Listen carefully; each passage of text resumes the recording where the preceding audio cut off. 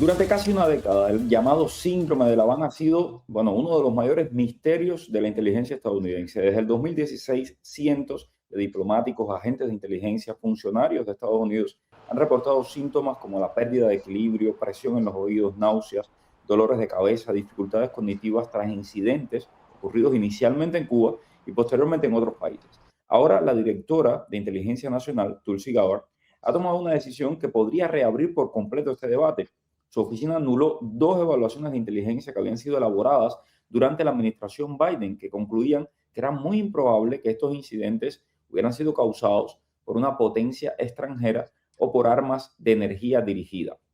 Según la oficina del director de Inteligencia Nacional, esas evaluaciones presentaban graves fallas metodológicas, sesgos analíticos, omisiones de información relevante. La decisión ha sido celebrada por muchas de las víctimas que durante años denunciaron que sus casos fueron minimizados o descartados.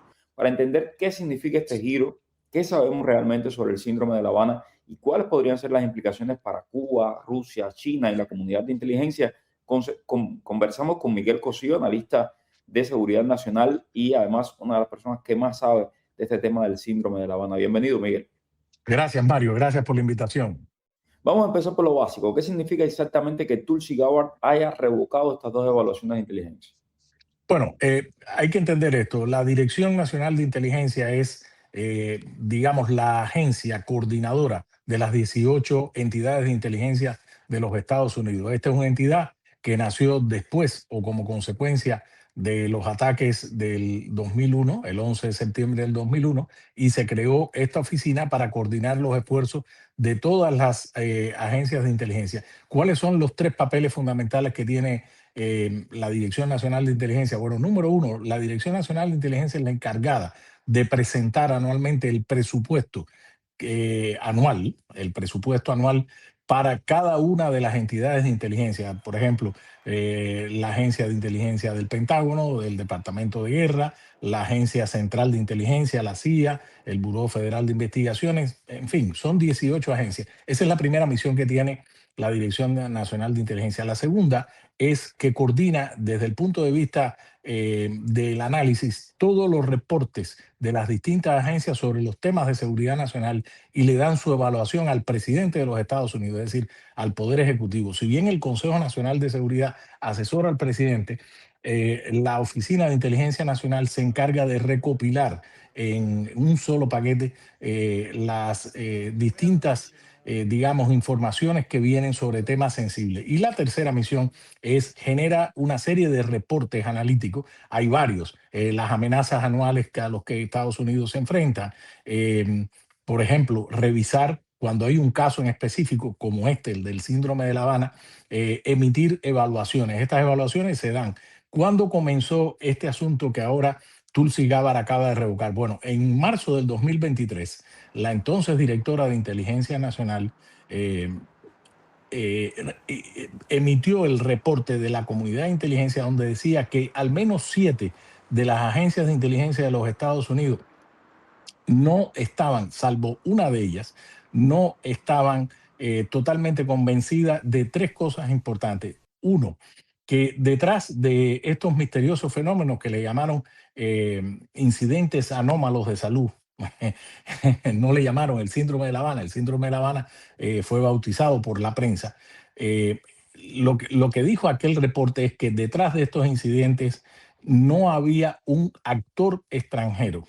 Es decir, esto es importante, ni una potencia extranjera. Un actor y una potencia son distintos, porque un actor puede ser un grupo determinado, enemigos no estatales, y el otro, enemigos potenciales de un Estado en concreto. Y la tercera conclusión que decía es que las víctimas, las personas que presentaban estos síntomas, se debía a condiciones preexistentes de salud, motivaciones psicológicas, etcétera. Después de esto vino el reporte de la Academia de Ciencias de los Estados Unidos, donde destrozó el informe aquel que presentó Avril Lavigne, que era en ese momento la directora nacional de inteligencia. Y a partir de eso, muchas de las víctimas salieron, se organizaron, fueron al Congreso, y de allá para acá hemos visto tres cosas importantes. Número uno, las audiencias congresionales en ambas cámaras. donde han ido víctimas, donde se han aportado datos, hay investigaciones periodísticas y de algunas de las víctimas. Número dos, y no menos importante, el propio Departamento de Guerra empezó su propia búsqueda de esto, y el reporte más cercano que tenemos es que Estados Unidos pudo adquirir parte de una suerte de dispositivo, de arma, digámoslo así, causante o similares a estos fenómenos del síndrome de La Habana, causantes del síndrome de La Habana, y se ha reproducido en laboratorios, se han hecho experimentos con ratones, etcétera. Y como tercer componente de esto, ese dispositivo que se encontró tenía elementos, tenía componentes de origen ruso. Entonces, eso levantó, por supuesto, de nuevo, la pregunta, ¿quién está detrás de esto? Allá Ese voy. es, digamos, Sí, el no, no, resumen. sí, y allá voy con este tema porque Cuba fue el primer escenario donde aparecieron estos casos. Entonces, con esta revisión, la pregunta es, ¿vuelven las sospechas de que el régimen cubano participó, al menos sus servicios de inteligencia participaron con los servicios de inteligencia extranjeros que estaban operando en La Habana? Porque esto evidentemente es muy difícil que lo hayan hecho la inteligencia cubana, pero si lo hicieron los rusos en Cuba, es imposible que los cubanos no lo supieran. Bueno, es importante porque la entonces directora de Inteligencia Nacional, Avril Hain, cuando afirma que de las 7 agencias, 5 consideran que no hay una potencia extranjera, una cosa es un actor extranjero y otra es una potencia extranjera, evidentemente lo primero que las víctimas saltan y dicen, bueno, hay unas evidencias.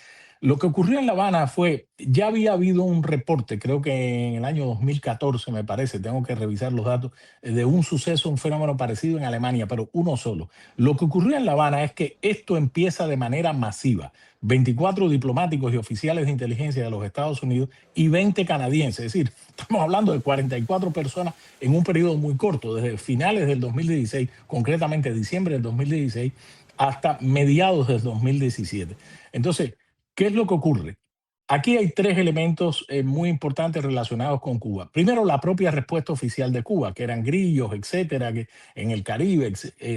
Segundo, y no menos importante, está la entonces conversación que tuvo el jefe de la misión diplomática de los Estados Unidos en La Habana, Jeffrey de Laurenti, con Raúl Castro, donde Raúl Castro se muestra sorprendido. Pero el elemento con Raúl Castro es importante por lo siguiente, ya sea por comisión, es decir, que los servicios de inteligencia cubanos, el hijo de Raúl Castro, Alejandro Castro Espín, en aquel momento era el jefe, el presidente del Consejo Nacional de Defensa, había viajado por lo menos desde el 2012 hasta el 2015 y en el propio 2016 había viajado constantemente a Rusia a firmar acuerdos de ciberseguridad, etcétera. Entonces, supongamos, Mario, vamos a suponer que Cuba no, el régimen cubano no participó directamente, es decir, no fue la mano que apuñaló a la víctima, pero tiene una responsabilidad por omisión. Es decir, la Convención de Viena obliga al país receptor de diplomáticos a cuidar por su seguridad. Entonces, ya sea por omisión o por comisión, el caso de Cuba es muy importante y tiene, después de este reporte de Tulsi Gabbard, que por cierto deja el cargo en unos días, de Tulsi Gabbard, es muy importante porque vuelve a poner a Cuba, desde mi perspectiva, en el ojo del huracán. Fíjate, el reporte de Tulsi Gabbard, los 2 reportes que ha revocado, señala 4 elementos. El primero es que hubo fallas analíticas, es decir, la información disponible que presentaron y el análisis que arrojó tuvo fallas. Segundo, tuvo falta de información paralela, alternativa, sensible en materia de inteligencia. Es decir, se desecharon información disponible en aquel momento. 3, dice que se excluyeron pruebas. Dice el reporte de Tulsi Gabbard que se excluyeron pruebas. Y número 4, y quizás lo más comprometedor es que, según la directora de Inteligencia Nacional, se tergiversó el contenido de la información disponible en ese momento. Entonces, una vez planteado eso, la mirada necesariamente desde el punto de vista político en la revisión del síndrome de La Habana tiene que ir al origen. ¿Y el origen dónde estuvo? En La Habana, Cuba, en el año 2016. Barack Obama va a La Habana en marzo del 2016, 21 y 22 de marzo.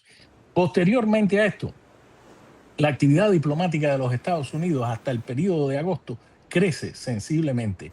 Y recuerdo que Jill Biden, la esposa del entonces vicepresidente Joe Biden, también va a La Habana en octubre. El periodo es muy corto. Ahora, el presidente Donald Trump gana las elecciones de noviembre del 2016. Y esa ruptura, ¿por qué se produce? La primera reacción del gobierno entrante del presidente Trump fue retirar o disminuir la sede diplomática en La Habana. Entonces, vuelvo al punto de origen. En este reporte que ha sacado Tulsi Gabbard, lo que abre es que si la actual administración va a tomar el toro por los cuernos en relación a este caso, tiene que ir al origen necesariamente, sobre todo en este momento, donde evidentemente tú y yo sabemos que esta administración quiere terminar los 67 años de la dictadura más larga y cruel en el hemisferio occidental, que es la dictadura de Castro. Es importantísimo lo que ha salido. Por supuesto, yo he hablado con algunas de las víctimas, no están del todo satisfechas porque necesariamente ellos quieren saber, y lo dice el informe de Tulsi Gabbard, que ella se había comprometido al tema de llevar a la justicia, o sea, presentar un reporte de justicia, garantizar de alguna manera que se haga justicia con estas víctimas, desde el punto de vista de la atención médica, desde el punto muchos perdieron su trabajo. Y el segundo elemento que hay aquí, y no menos importante, es que esto lo que pone sobre el tapete es quién finalmente es el actor o la potencia extranjera que está estuvo detrás de estos ataques. ¿Por qué los ataques se han parado? Es decir, los ataques tuvieron lugar en 96 países, 96 países, cientos y cientos, casi 1.500 casos se reportaron. ¿Y qué es lo que ha pasado? Ha desaparecido. Es decir, ya no hay grillos, no hay grillos en Cuba o no hay grillos en el Cáucaso. Entonces, esto es importantísimo. Las víctimas quieren dos cosas: que se reconozca desde el punto de vista de justicia quién es el actor. Se han presentado víctimas en el Congreso detrás de estos fenómenos. Y número dos, todo lo que queremos saber, sobre todo los periodistas, ¿cuál es el arma? Miguel, solo nos queda un minuto, pero después de todo esto nuevo, ¿crees que estamos más cerca de descubrir qué realmente ocurrió detrás de este síndrome de La Habana? Todavía tengo mis dudas. ¿Por qué? Porque si efectivamente se demuestra, Mario, que hubo un actor extranjero o una potencia extranjera, un enemigo de los Estados Unidos tendría que tomar una acción. Y quizás eso fue lo que tal vez digamos, eso asustó un poco a la administración Biden cuando dio a conocer el primer reporte en el 2023. Quizás esa puede ser una de las tantas posibilidades, porque la justicia no solo es reconocer que las víctimas resultaron afectadas por esta, tú tienes que llevar al criminal ante la justicia. Y no estoy tan seguro que en el momento geopolítico que estamos, eso sea posible si se descubre finalmente quién estuvo detrás de esto. Muchas gracias, Miguel Cosillo. Gracias a todos por la sintonía. Esto es Cuba al Día. Soy Mario Pentón. Muy buenas tardes.